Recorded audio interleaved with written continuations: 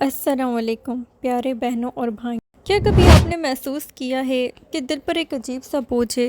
کبھی آپ بیٹھے ہوں لیکن آپ خوش نہ ہوں، آپ کو ایک عجیب سی کیفیت فیل ہو رہی ہو، آپ کو محسوس ہو رہا ہو کہ آپ کے دل پر ایک عجیب سا بوجھ ہے، جسے سب کچھ ہے مگر سکون نہیں ہے، محنت کرتے ہیں مگر برکت نہیں ہوتی، زندگی تو چل رہی ہے مگر جیسے کہیں رک گئی ہو۔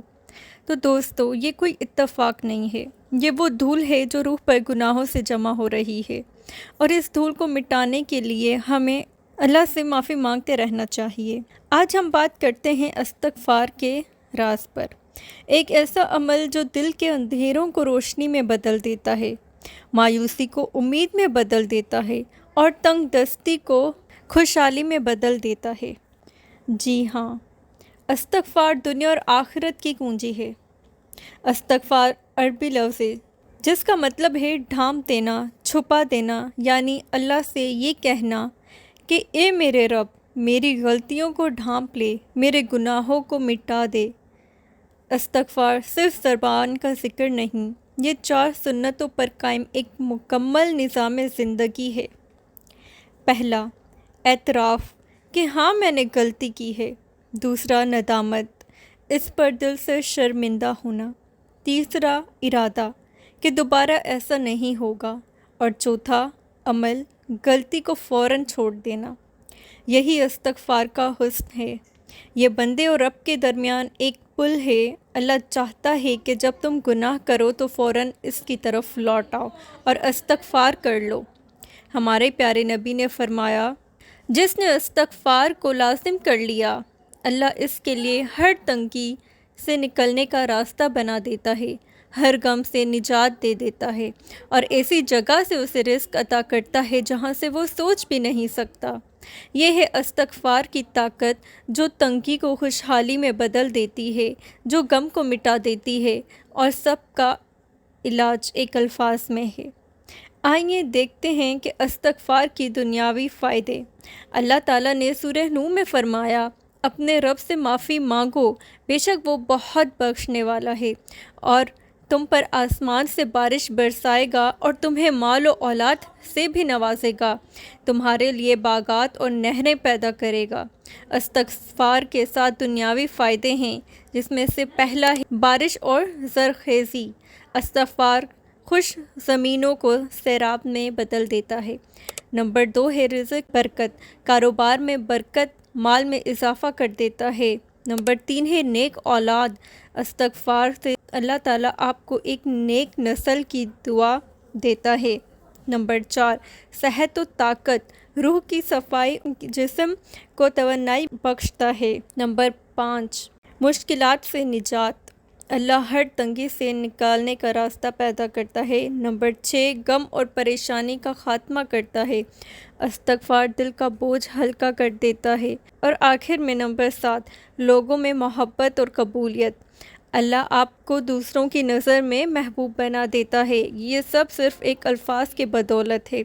اگر آپ چاہتے ہیں کہ آپ کے مال میں برکت ہو، اگر آپ چاہتے ہیں کہ آپ کو نیک اولاد ہو، اگر آپ چاہتے ہیں کہ آپ کی زندگی میں سکون ہو اور لوگ آپ کو اچھے نام سے یاد کریں، اچھے الفاظ میں یاد کریں، تو آپ کو چاہیے کہ آپ استغفار کا ورد کریں۔ استغفار میں صرف دنیا کے ہی فائدے نہیں، آخرت کے بھی فائدے ہیں، جس میں نمبر 1 گناہوں کا مٹ جانا۔